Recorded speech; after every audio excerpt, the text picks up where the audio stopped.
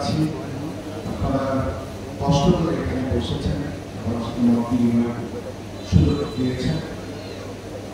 আজকে এখানে একটি মঞ্চ দেখছেন আপনারা, যদি আমাদের সীমিত জায়গার কারণে অনেক আমাদের সম্মানিত মুক্তিদের এখানে বসানোর সুযোগ দিয়ে সুযোগ দিয়েছে দেখার জন্য অনুরোধ করছি। আসলে বিগত 18 বছর দেখা আমাদের এই অঞ্চলে আমাদের এলাকায় আমরা সবাই দেখি আমাদের জাতি, পুরো দেশ, দেশের মানুষ একটি অবাধ সুষ্ঠু নির্বাচনের অপেক্ষায়। গত তিনটি নির্বাচনে আমরা কেউ ভোট দিতে পারি এবং বিগত 18 বছরে এবং তার গুন্ডা পান্তা বাহিনী যারা এলাকায় বিনা ভোটের পিছিয়ে এবং তাদের গুন্ডা বাহিনী দিয়ে আমাদের এলাকার সমাজকে শোষণ করা হয়েছে।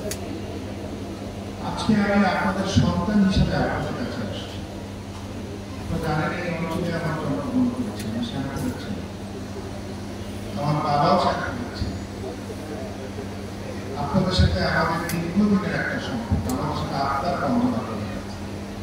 এই অঞ্চলের যত শিক্ষা প্রতিষ্ঠান, যত রাস্তাঘাট সব দেশনেত্রী এবং খালেদা জিয়ার আশীর্বাদে তৎকালীন সাবেক সংসদ সদস্য যারা সারাদিন আগে আপনাদেরকে সব দিনই এখানে উন্নয়ন করেছে এবং এই বিশেষ করে 60 নম্বর ওয়ার্ড এবং আপনাদের পার্শ্ববর্তী ওয়ার্ড 61 নম্বর ওয়ার্ড, এখানে যতগুলি আছে সবার ধর্মীয় শিক্ষা প্রতিষ্ঠান আছে, আমাদের ধর্মীয় বিশ্ববিদ্যালয় সহ সব দিকে আমাদের প্রতিষ্ঠান হয়েছে এবং উন্নতি ঘটেছে। আজকে আপনাদের কাছে আসলে আপনাদের এখানে আপনারা কষ্ট করে বসেছেন, আমি আপনাদের সাথে কথা বলতে এসেছি। আমি এই যে মঞ্চে অনেক নেতা দেখছি, আজকে তারা বক্তব্য কম দিবেন, আপনারা কথা বলতে এসেছি। আমি এলাকায় বেঁধে যাওয়ার বিগত ফ্যাসিস্ট সরকারের এলাকার দৈনন্দিন যে সমস্যাগুলি আছে, যে আমাদের মুরব্বীরা, আমাদের ভাইরা, আমাদের মা বোনেরা এখানে উপস্থিত আছেন এবং আমাদের আনন্দ আছে, তারা যে অসুবিধাগুলি আপনারা দৈনন্দিন মোকাবেলা করতে হয়, যে বিষয়গুলি নিয়ে আপনাদের বলতে চান কিন্তু বলার জায়গা কিন্তু হয় না বা জায়গায় নেই, আজকে আমি আপনাদের সাথে কথা বলতে এসেছি। আমি এলাকার সমস্যাগুলো চিহ্নিত করার জন্য এসেছি এবং আমি আমার এলাকার মানুষের সাথে, আমার মুরব্বীদের সাথে, আমার আত্মার মানুষের সাথে আমি সরাসরি যোগাযোগ স্থাপন করার জন্য আমি কোন নেতার মাধ্যমে আপনাদের সাথে কথা বলতে চাই এবং আমি চাই যে আপনারা নেতাদের মাধ্যমে আমার সাথে আপনারা কথা বলেন। আমি এলাকার সন্তান, আমি এলাকার মানুষের সুখ দুঃখে থাকতে চাই। এলাকার যত রেখে যাওয়া যে অসঙ্গতি সমাজে তৈরি হয়েছে বা রেখে গেছে, সেগুলি আমি চাই যে আপনারা পরামর্শ করে আপনারা সিদ্ধান্ত নেবেন, সেগুলি আমি সহ আমার দলের নেতৃত্ব যারা আছে আপনাদের সাথে কাজ করেছেন।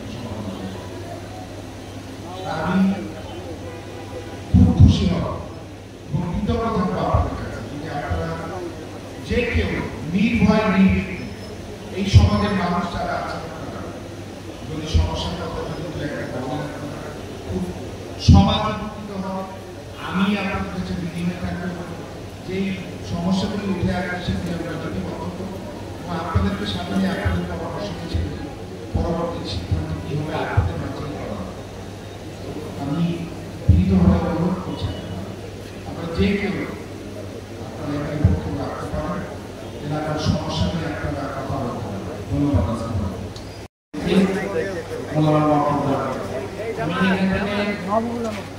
এলাকার পক্ষ থেকে যারা মাহবুব কিছু বলার অনুরোধ করছি।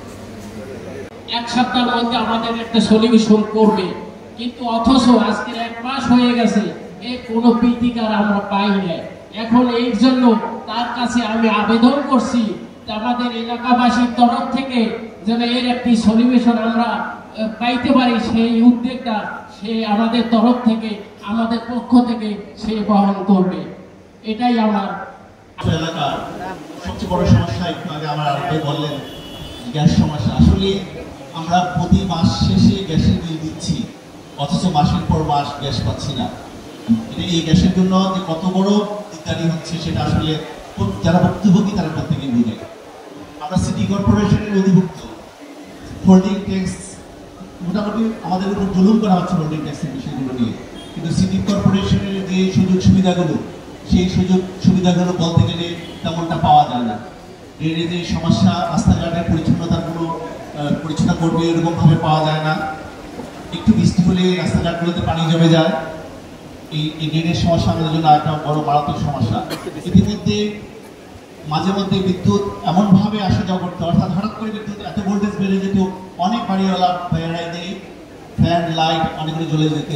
এসে আমাদের কাছ থেকে আমাদের অভিযোগগুলা, আমাদের সমস্যাগুলা শুনতে এসেছে, এরকম নেতা আমরা পাইনি। নাকি পেয়েছেন? আপনারা পেয়েছেন? কিন্তু দেওয়ার জন্য আল্লাহ রাব্বুল আলামিন যেন কবুল করেন। তো বিশেষ করে এখানে যেই কাজটি, সেটা হলো গ্যাস এবং পানীয়। গ্যাস পানি আমাদের এমন অবস্থা যেটা মানুষের বসবাসের অযোগ্য হয়ে পড়ছে। বিশেষ করে গ্যাসের বিষয়টা আজকে বাচ্চা শিশুদের খাওয়ার রান্না করা যায় না, বয়স্করা তো দূরের কথা। বিশেষ করে গত কিছুদিন আগে যখন মূল কথাটা বলবেন, এই পর্যায়ে বক্তব্য নিয়ে আসেন খুরশেদ আলম নূরপুর।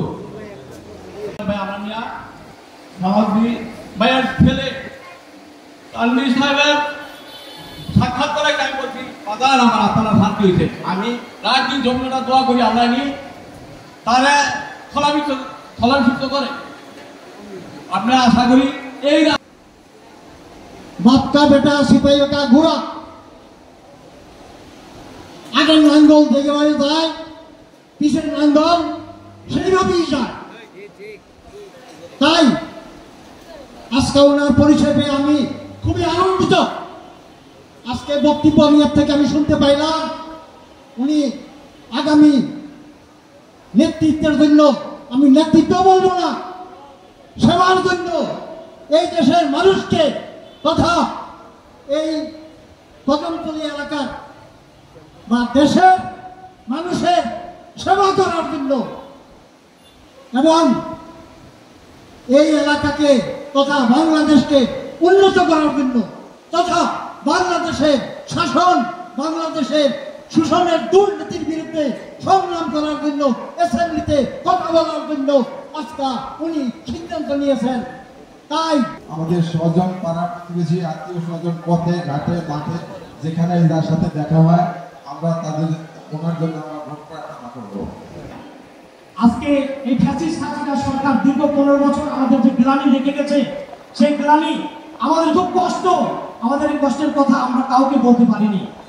আজকে এই যে চোখের সামনে আমাদের বিশাল একটা রাস্তা, আমাদের একমাত্র চলাচলের বাহন এই জিয়া সরণি রোড, শুধু শহীদ রাষ্ট্রপতি জিয়াউর রহমান নামে নামকরণ করায় এই দীর্ঘ 15 বছর তারা এই রোডে কোনো রকম টেন্ডার করে নাই।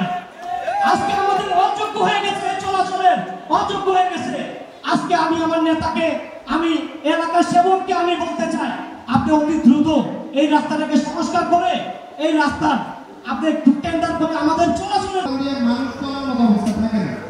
এবং আরেকটা বিষয় হচ্ছে এই বর্ণমালা রোডটা, এখানেও এত ফুডকোর্ট বসছে। তো আসলে মানে ওনারা সবাই খেটে খাওয়া মানুষ, আমি ওনাদের ব্যাপারে কোনো মন্তব্য করতে চাই না, বাট এটার একটা সমাধান, সুষ্ঠু সমাধান দরকার, যে যার ফলে আমরা অবশ্যই একটি সরকারি হসপিটাল দরকার। আমার মনে হয় আমার চেয়ে বেশি ভুক্তভোগী এখানে কেউ হয় নাই। গত 5ই আগস্ট আমি যখন যাত্রাবাড়ি থেকে গুলিবিদ্ধ হই, আমার একটা প্রাথমিক চিকিৎসার জন্য 3টা হসপিটাল ঘোরা লাগছিল। তো আমার মনে হয় আমাদের এই এলাকায় অন্ততপক্ষে সরকারি সামান্য চিকিৎসা। আমাদের এলাকায় আজকে আমাদের অনেক মহিলারা আছে যে ওনাদের কোনো সংস্থা নাই, অনেকে খুব কষ্ট করে। ওনাদের জন্য একটা প্রশিক্ষণের ব্যবস্থা করার জন্য আমি ওনাকে বলবো আমাদের জন্য যেন একটা প্রশিক্ষণের ব্যবস্থা করেন। এবং আমাদের এলাকায় মা বোনেরা ওনারা রান্না বান্না এখানে বসবাস করছেন, কিন্তু অনেকেই অনেক কথা বলছেন, বলতে চাচ্ছেন, কিন্তু তার মনের ভাব প্রকাশ করতে পারতেছেন না। 17 বছর মানুষ যে অন্যায় অত্যাচারকে আমার চোখের সামনে দেখেছি। আমরা এখানে দোকান করে আমরা রাজপথে দেখেছি জীবন নামের টোকাই মানুষকে ধোকা দিয়ে সামনে কথা বলে ধমক দিয়ে চলে যায়। তার 7তলা 8তলা বাড়ি, 3টা ছেলে 5টা ছেলে সন্তান, কেউ কিছু বলতে পারে না। এই সমস্ত মানুষের দীর্ঘদিনের বহির প্রকাশ মানুষ আস্থা করতে পারতেছে এবং বলতে পারতেছে। আমার মনে হয় 24 ঘন্টা সময় দিয়েও তাদের কথা শেষ হবে না।